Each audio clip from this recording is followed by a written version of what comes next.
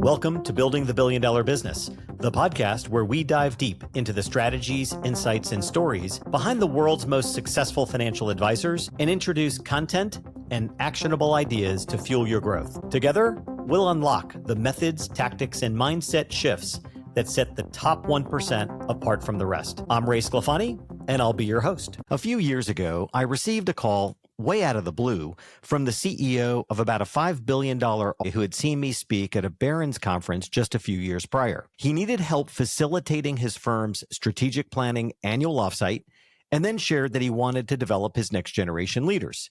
As a second generation owner himself, he and his partners had acquired the firm from its late founder and were deeply committed to sustaining their legacy. So their vision was clear: ensure the firm endured for generations to come. They had a track record and were really committed to the process. It was clear. So we signed him up as a client and began preparing for the strategic offsite.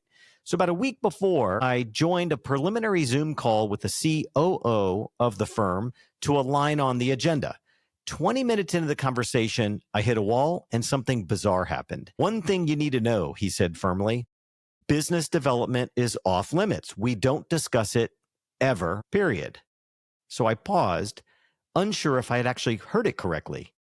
He continued, "Acquiring new clients through, quote, sales, Ray, is not something we do around here. It's not our culture. Every advisor here was hired with the understanding that business development would never be part of their job. We've always focused on growing through referrals, and our performance, investment performance, speaks for itself." In other words, the very mention of the word, quote, sales was a non-starter. Can you imagine? A multi-billion-dollar firm in a fiercely competitive industry, with the environment changing dramatically, refusing to even acknowledge the engine that fuels every enduring business: growth. I couldn't help but wonder, how does a firm sustain its legacy if it refuses to evolve? So this conversation didn't end with just that Zoom call. It was the start of a deeper dialogue, one about mindset, value creation, and the future. Because while, quote, sales may be a dirty word to some, the most successful firms understand that growth is not about selling, it's about serving. The RIA channel has treated sales as a taboo topic for far too long. This has led many firms to historically resist proactive client acquisition efforts, fearing that even the slightest perception of selling might be seen to conflict with their fiduciary duty. It's a mindset that's, from my perspective, outdated and ultimately detrimental to your long-term ability to build an enduring business. Organic growth is not a byproduct of market performance. By the way, industry data points to a 10-year track record of RIAs demonstrating 70% of their growth vis-a-vis market performance. Well, that's not growth. Growth requires intentional strategy, investment, and execution. Yet many firms have no defined growth plan or business development strategy. Instead, they rely on referrals and market appreciation to carry them forward. It's at best a passive approach that's unsustainable in this rapidly evolving and competitive industry. Instead, the firms that recognize business development, check this out, as a fundamental fiduciary responsibility and not a compromise of values, well, they will ultimately endure. At ClientWise, we've introduced a very simple concept called the organic growth 10% rule. It's a benchmark for growth. It's a benchmark. So let me give you some specific examples here. Consider 10% of your current asset base as a firm and treat that as a new client asset goal for the year ahead, ensuring that those new assets come exclusively from clients who are not already engaged with your firm. Then use 10% of your current revenues as a firm as a possible organic growth revenue goal for the year, emphasizing revenue generation from the new clients instead of solely relying on greater wallet share from existing clients or market appreciation. So remember, this rule should act as a benchmark rather than a strict mandate, and you might want to adjust accordingly to your own strategic growth plans. Remember, for instance, you may aim for 10% new asset growth, but only 5% in new revenue due to fee structure changes. The important thing here is to ensure that A structured, measurable plan is established, focusing on actively acquiring new clients instead of passively depending on market appreciation and internal referrals. I'm sharing this 10% organic growth goal for new client acquisition because it's what we hear from the best in the business. It's not uncommon that we see billion-dollar AUM firms, 10 million or more in revenue, putting a 10% target on new client acquisition, revenue, and assets.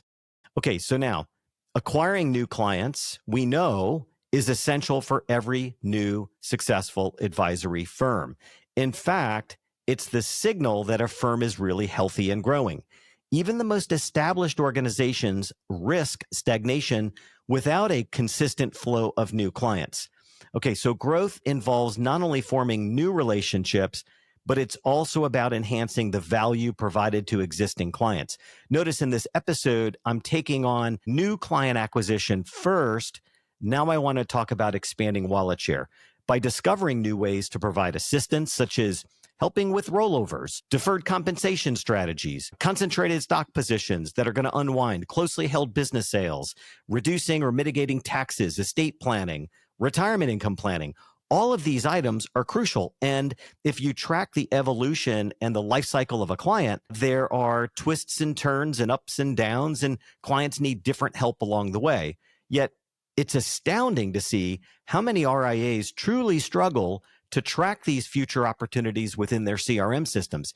Even more concerning is that many firms fail to evaluate the risk level of their existing client roster, meaning they're missing critical warning signs that clients, particularly next generation inheritors, may not actually stay with the firm during wealth transitions. I was at a recent Pershing Advisor Elite conference where their very best RIAs as clients were present. And I asked the audience, hey, raise a hand if your firm could do a better job tracking opportunities in your CRM systems from existing clients. And every hand went up.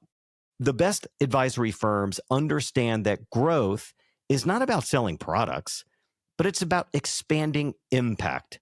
More clients mean more families benefited from sound financial guidance, better tax strategies, and stronger wealth preservation. If you genuinely believe in your firm's ability to improve your clients' financial outcomes, well, then you've got an obligation to bring those benefits to as many people as possible. Failing to grow means leaving countless individuals and families underserved, often at the mercy of institutions that frankly may not act wholly in their best interests. So growth enables your business to ensure continuity and sustainability, and it ensures your ability to invest in the next generation talent, strengthen multicultural, multi-generational relationships, generate the capital necessary to reinvest back into the firm, elevating value, increasing the quality of service provided to all clients. So in truth, it's a gross fiduciary disservice to clients when a firm stagnates, struggling to keep pace with the changing needs and expectations of the clients and what's happening in the environment.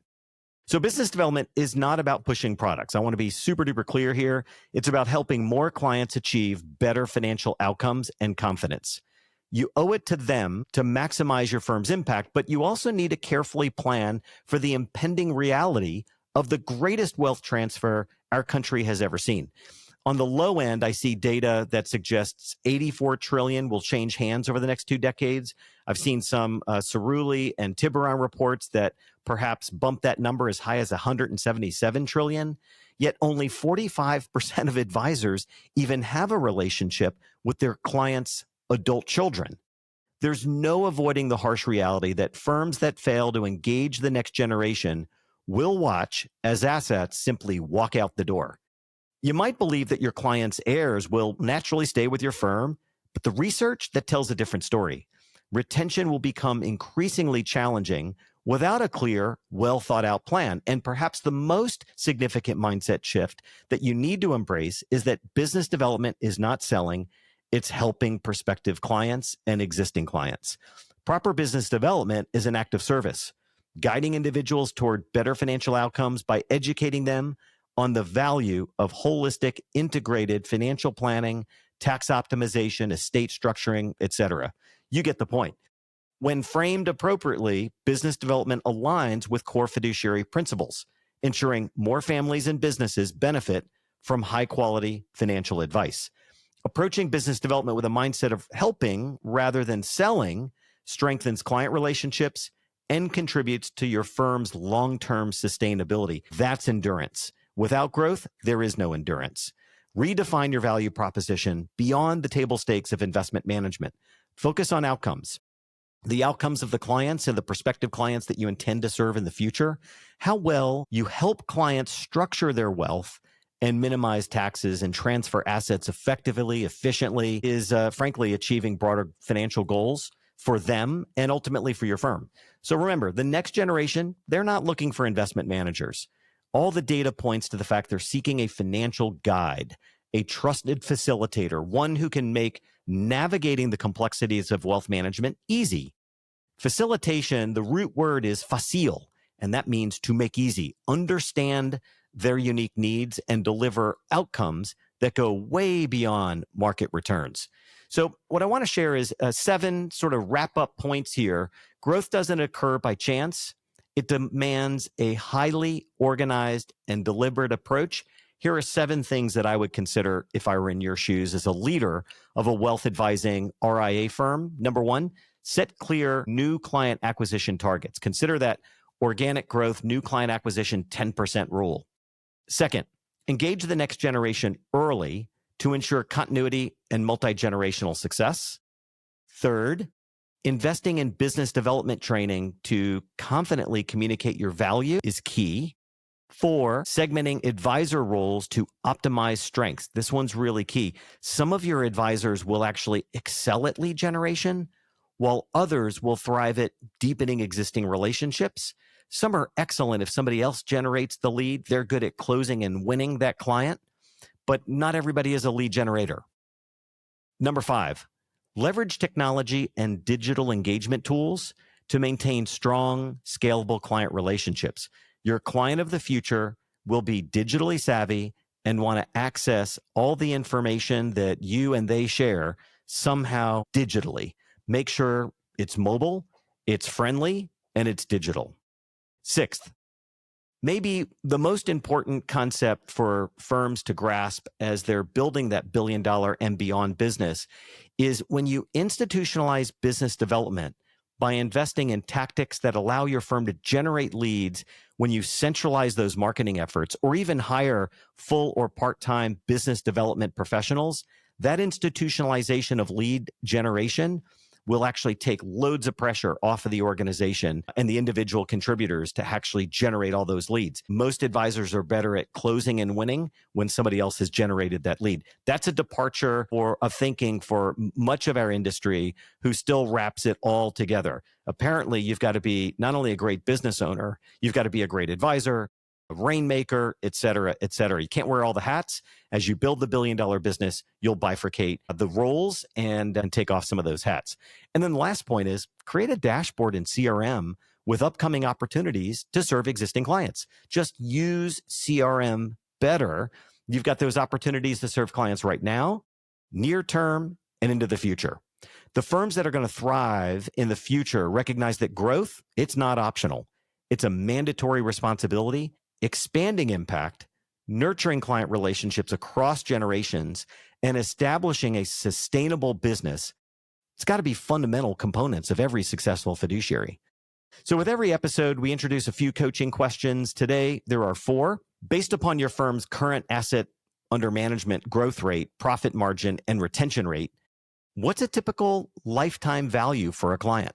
How long do they stay with your firm? And what's that CLV, the client lifetime value? What specific actions can you take to enhance each of those inputs? When you look closely at your lifetime value of client relationships, you realize this is a tremendous business to be in, and now's a great time to reinvest in growth. 2, how can you better weave professional development planning into the fabric of your firm to foster organic growth?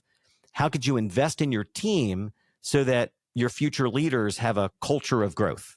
3rd, what immediate changes or improvements can you undertake to move closer to your goals of attracting new clients and new assets? 4th, How will your firm improve its capability to track and measure existing opportunities to serve clients more comprehensively in the future? A well-defined approach to tracking and measuring those opportunities will lead to stronger relationships, deeper engagement, and a firm that remains proactive in delivering value. Remember, sustainable and intentional growth is not about sales. It's about expanding your impact, ensuring continuity, and fulfilling your fiduciary duty to serve more clients comprehensively into the future. When you grow with positive intent, you create a stronger, long-lasting, enduring firm and elevate the lives of those you serve and build a foundation that empowers future generations to thrive.